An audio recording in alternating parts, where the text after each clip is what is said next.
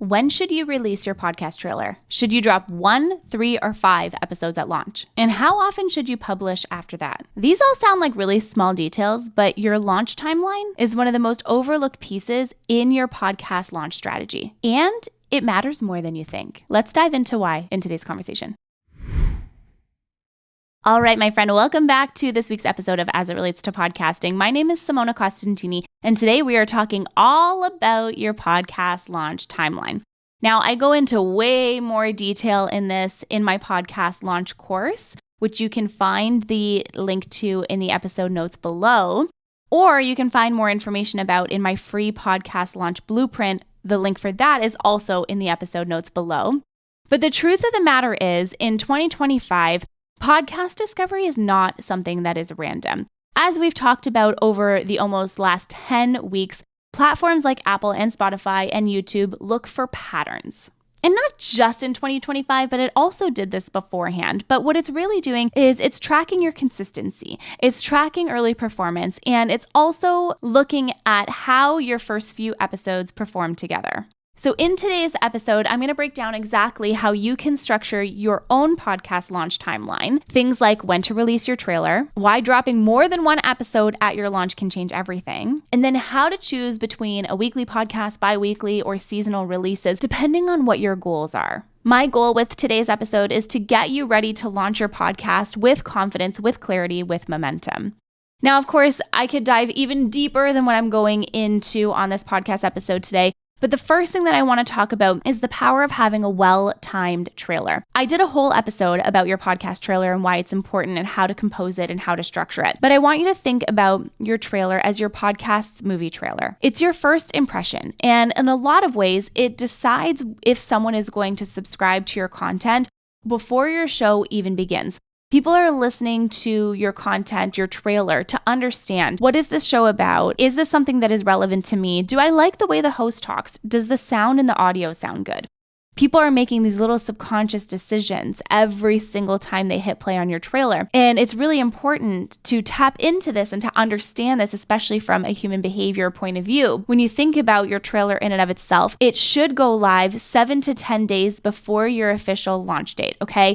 And the reason why is because that window gives the directories time to approve your show, to index it, and to share it across of your different podcast platforms like Apple and Spotify and so on. But it also gives you time and gives you a runway to start building that buzz for the either launch of your show or the re-release of your show, or even if you're just optimizing your content. So think about your trailer and having that out at least a week before your episodes go live. Again, I dive way deeper into the specifics here in my podcast launch course, but the idea is that you first publish your trailer, and I want you to keep your trailer under 2 minutes. Again, who the show is for, what transformation the show is offering, and why it matters to the person now, aka why should they care? The next piece that you want to do is your pre-launch promotion. So this is where you're posting teaser clips, behind the scenes content, and a countdown on your social platforms. Then from there, you announce your official launch date with that call to action. Follow now so that you don't miss an episode.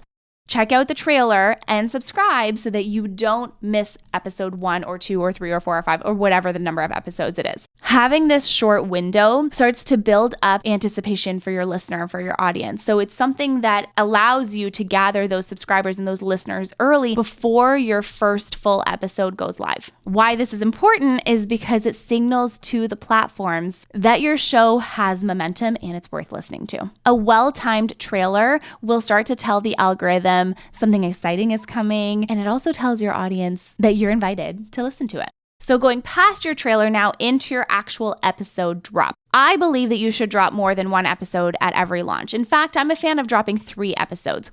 I've had clients who've dropped 7 or more at launch, and I honestly don't think that that is necessary. I want to talk a little bit about launch date because this is where a lot of podcasters actually lose their first opportunity for traction from the audience. So I just said I'm a fan of launching 3 episodes at launch, and let me tell you why. Because if you release only 1 episode at the launch of your podcast, you're giving listeners only 1 chance to decide if they want to stay or if they want to go. But when you launch 3 episodes, then you create this bingeable experience that keeps them listening for even longer. And that is what platforms are going to reward.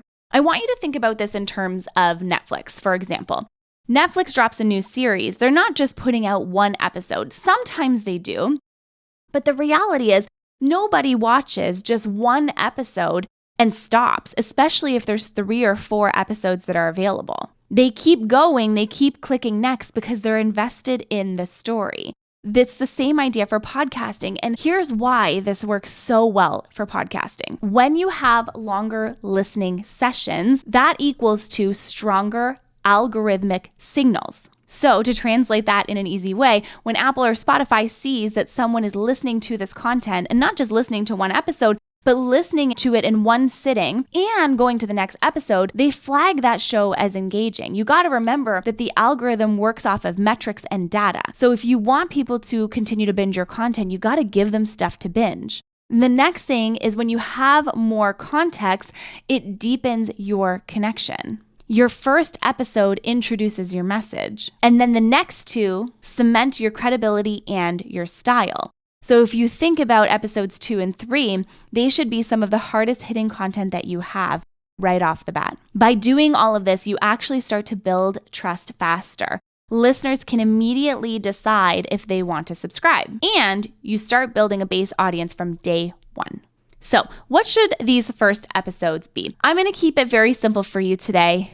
Episode 1, I am always a fan of making it your origin story, why this is the heart of your show. Again, it depends on the type of podcast that you're creating because this may not make sense. But for most podcasts, it does make sense, especially shows where you're talking and sharing and you're kind of like you're the personal brand behind the podcast.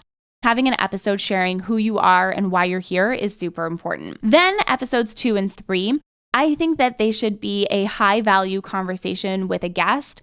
A conversation that answers one of the biggest questions that you get in your specific industry or from clients or from your audience, or even a solo episode that delivers on your promise. Whatever that thing that is most exciting to your audience, put those as your next 2 episodes. You want the perfect mix of connection and content and story and substance. And if you're feeling super ambitious in this whole section here, you can also make sure to include teasers about what's coming next to keep your audience engaged and hungry for more.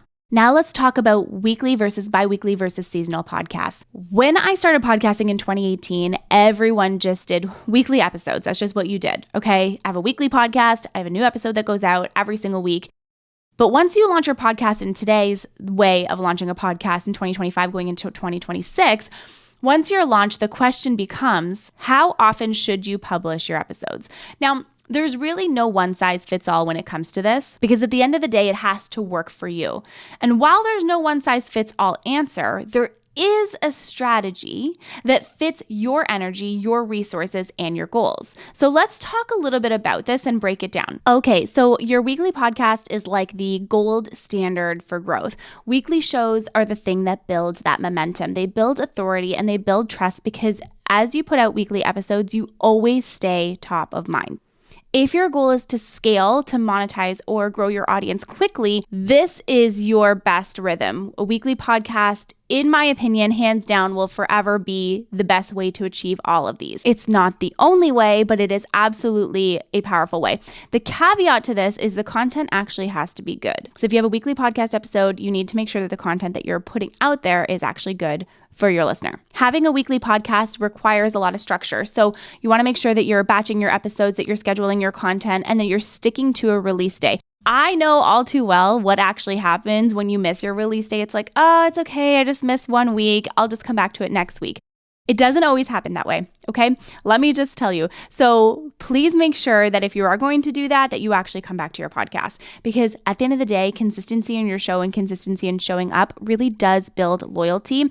And also too, when you do take breaks, listenership does drop off. So we want to continue to show up for our audience in the best possible way that we can. And we want to set the expectation for them. Now, next type of show is biweekly. And I'm a huge fan of biweekly, especially if you don't have a lot of time, right? It's really great for creators or business owners that have other commitments, that have other things that they want to do. Releasing your podcast every 2 weeks gives you more space. It gives you more room to breathe, and it helps you focus on different facets of your business and your podcast. So things like marketing or guests and repurposing. It's sustainable, which is fantastic. And sustainability, in my opinion, beats burnout every single time. So if having a biweekly podcast is the way in which you are able to be consistent with your podcast, do that. Because the key here is to create a show that works for you. But in addition to that, you want to make sure that you're staying visible in between episodes. So using that week off to continue to promote your podcast episode, your newsletters, behind the scenes content, recording with different guests. In this way, your audience still hears from you and they're still going on a journey with you. You're being consistent and also you're not burning out. So it's kind of a win-win overall. Now, the third one I want to talk about is seasonal. And this one is great for storytellers. This is great for educators. It's great for brands that work in different campaigns. The idea is that you batch record, 6 to 10 episodes and you release them weekly, and then you take a break and then you plan out your next season so that you can re-record it then. This approach allows you to go deep into one theme, and then it allows you to pivot when your audience is ready for something new. So I really like the idea of seasons. Sometimes I do it on my podcast, sometimes I don't. It really just depends. And it's something that's becoming even more popular nowadays because it's easier to manage. It's easier to create that content. It also makes your show bingeable, which is fantastic. And it helps that long-term discoverability, because every season launch becomes its own mini event. And every season launch dives into a topic that is specific. And this is really great when we talk about the SEO side and then the LLMO side, things that you want to tap into. But really at the end of the day, no matter which one you choose, consistency is always going to outbeat frequency every single time. It is way better to show up in a predictable way than to vanish for weeks at a time. And I have done this. I've done this on this podcast. And it's helped me to think about planning my content in batches. So that's kind of where the idea for this whole podcast launch series even came from, because I was like, okay, I need a way to communicate all the things that I want to share with my audience, and in a way that makes it easy and digestible for them as well, for you as well. Let's talk about momentum as we start to wind down this episode, because this is the part that people miss. Your first 30 days of launching your podcast or relaunching your podcast matter more than anything else. The podcast apps like Apple and Spotify, they track your engagement and they track your early engagement. Things like subscribers, listens, and completion rates. Completion rates is a metric that is so important. So this is how they decide if your show deserves chart visibility. Anything that you can do to front load your launch is really important, because your launch timeline isn't just about the logistics that go into it. It's also about the momentum that's behind it. I really want you to plan out your first month the most intentional way that you possibly can. Drop your trailer early, launch with 3 or more really strong episodes, and then release your show weekly for at least the first 4 weeks. This is a predictable rhythm that tells your listeners and the algorithm when they can expect content from you. So your launch timeline in and of itself is a very important piece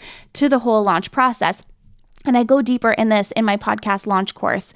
And I want you to consider maybe getting some additional help for your podcast launch. The episode notes have the link to this podcast launch course. And the reason why this is important is because when you get this right, you're not just launching your podcast, you're launching a brand, you're launching a community, and you're launching a bigger movement that keeps growing long after your first episode. You solidify your spot in the market. So if you do want a simple way to map it all out, my podcast launch course takes you down every single part that you need to launch your podcast or relaunch your podcast. We talk everything from going into the nitty-gritty of your mission, all the way to planning a production schedule, how to edit, how to record, guesting, all of those things. Everything is covered, and especially the tech side. We dive even deeper that way. The link is in the episode notes below. Please feel free to check it out, because this is how you remove all of the guesswork, and this is how you launch smoothly, and in a way where everything is timed for maximum impact. Plus, also, the launch course truly is accessible from a financial point of view. We've given different options for that as well, because we really want to make sure that you can launch your entire podcast in the simplest way possible. So grab the link to that in the episode notes below. Thank you so much for joining me for today's episode. Give me your takeaway. What is one thing that stuck out to you here today? I will see you same time, same place next week for our final episode in this podcast launch series. And then I have even more incredible content coming your way as well. So thanks again. I will see you next week. Bye for now.